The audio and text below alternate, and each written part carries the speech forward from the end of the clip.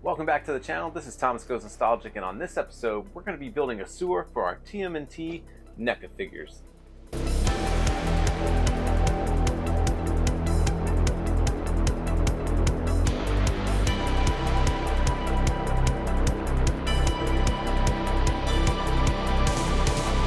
Once again, welcome back to the channel. This is Thomas Goes Nostalgic. If you can leave a like, comment, and subscribe, and ring that bell so that you get notifications of when I post my next episode. So in this episode, I have a lot of unopened TMNT NECA figures, and I have some mousers on the way. So I really want to build a space so I can start spreading some of these figures out and start giving some of the characters a little more of their own atmosphere. So I'm going to be going through the process of how I built this sewer. Now, it's not the sewer layer, I already built that.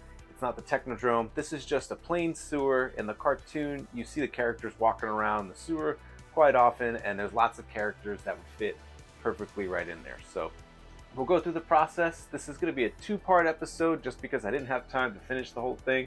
But then next week, I'll do the full reveal and then finally get the characters on.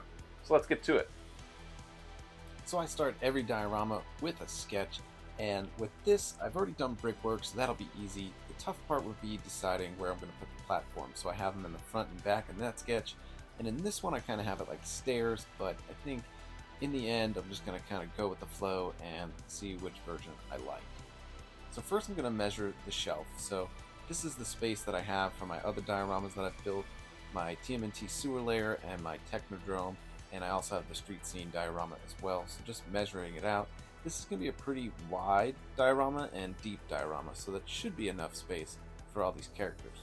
I cut out all the foam and magnetized it, so now I'm just seeing how it looks on the shelf, and everything fits, so I just want to get some perspective, and then I can go ahead and start putting the details into the foam.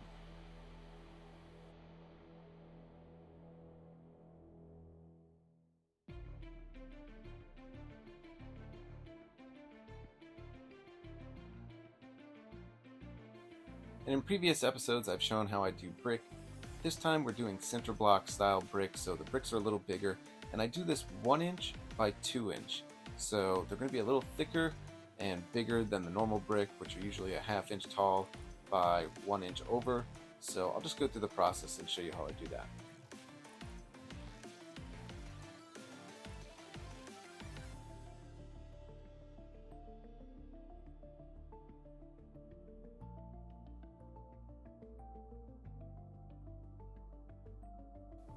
All of my line work is done, so now I just take a ball of aluminum foil and roll it over just to give it some texture. And when that is done, I'm going to take my nail punch and just deepen the lines a little bit so the paint sticks a little better and so that those lines are a little deeper.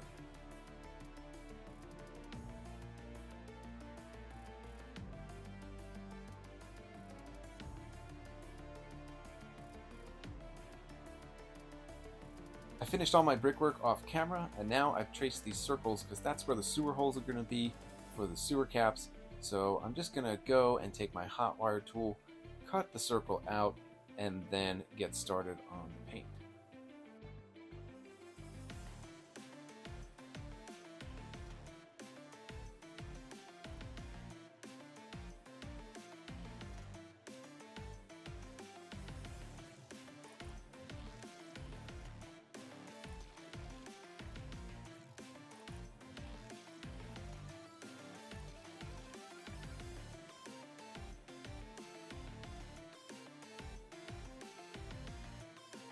And in between the steps, I'm making sure that I'm going along and giving everything that black acrylic and Mod Podge paint.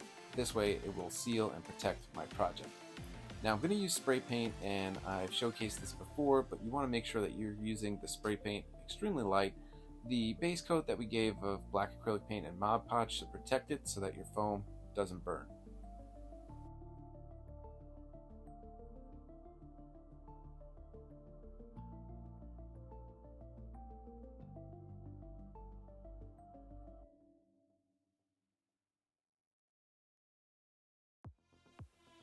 And when I'm making Teenage Mutant Ninja Turtle cartoon dioramas, I really like to use these two color spray paints, the Satin Brick and this Ember. I think the Ember really pulls out that yellow in the brick and gives it that real cartoon feel.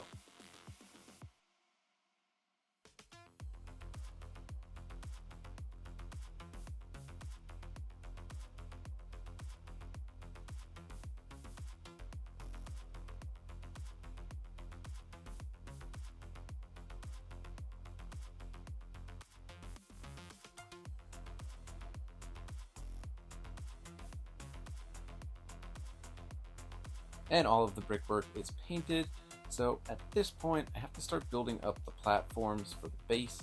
I really want to maximize the space that I'm going to have for figures, and I really want to make sure that I have space for the resin.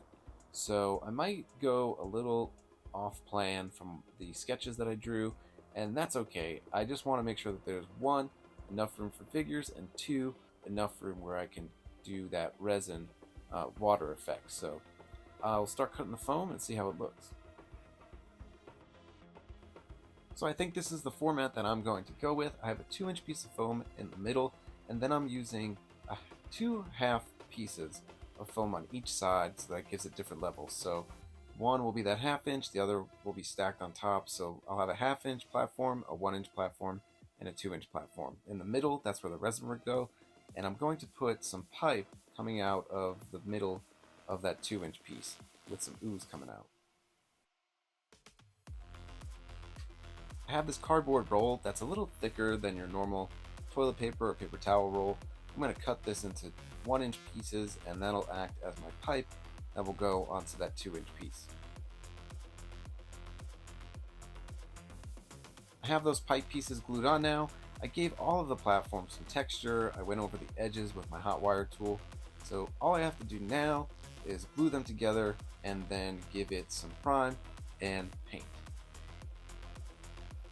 So all of the platforms are painted. I just use a simple slate gray acrylic paint.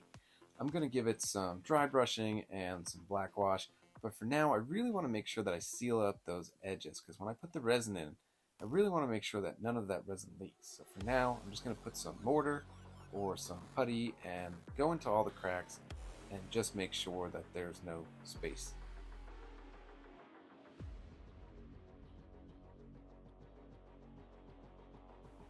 Now I'm going to start getting the water area ready. Now I'm going to do this green, like there's ooze coming out of the pipes, and I like to use toilet paper. I've seen this in a few other YouTubers techniques, and I've used it once before. It came out pretty cool. So I'm just adding single sheets of toilet paper with generous amounts of Mod Podge. I'm just pushing it with the brush, and I'm leaving little indents, because later on when I go to paint it and then dry brush it with some white, it looks like some really foamy water. So I'm going to lay down all this toilet paper and then let it dry for a few hours.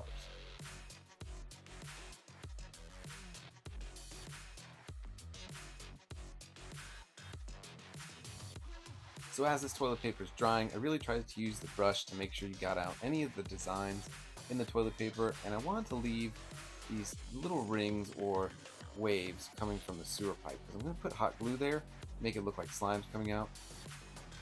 So I left this while I went to work to dry, and it dried up pretty cool. I'm going to go ahead and paint it this neon green, and I just love how all the ripples came out. It came out just the way I wanted it to. So we'll give this a coat of green before we do some dry brushing with white.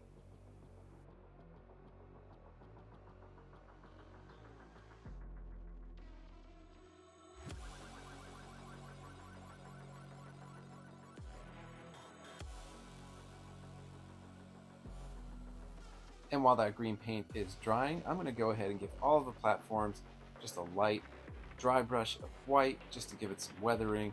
And this doesn't have to be perfect, so if you want to do this to your diorama, just go ahead, make sure that there's not a lot of paint on your brush, and just start going pretty random over the concrete. If you look in the real world, concrete doesn't have a set design, so really just go crazy with it. I just kind of like to make sure that every piece of the paint that just looks smooth is done. And now I'm going to take this foam core, just using my X-Acto knife, and I'm going to cut out the rims for those sewer caps. So this is fairly easy. Foam core is really easy to cut, so especially with an X-Acto knife. And then once those are all cut out, I'm going to start gluing these little dots on them. So I did that, and now it's time to add some of that hot glue in the pipes. Now this will just serve as some ooze spilling out. A cool effect. I'll paint that green in a little bit.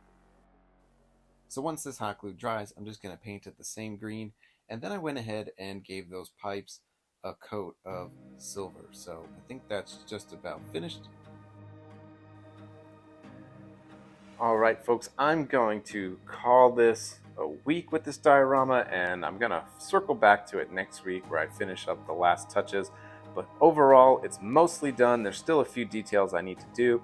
I want to put some bars within those sewer caps just to make it look like it's closed off.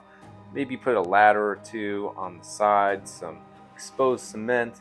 I need to seal it, and I'm going to try my hand at some resin again. I want to put about a ½ inch of resin there just so that it looks like a nice clear coat of water. But I have some more ideas for this, so I don't want to wrap this up just yet, but I'm just going to wrap this episode up, and then we'll come back to this next week so I can finally open some of those TMNT figures that I've been waiting to open for a long time. And thank you for watching, folks. This is part 1 of a part 2 episode because I needed more time to finish this diorama. So if you like this content, leave a like, hit subscribe, and ring that bell so that you get notifications of when I post my next episode. Until then, we'll catch you next time.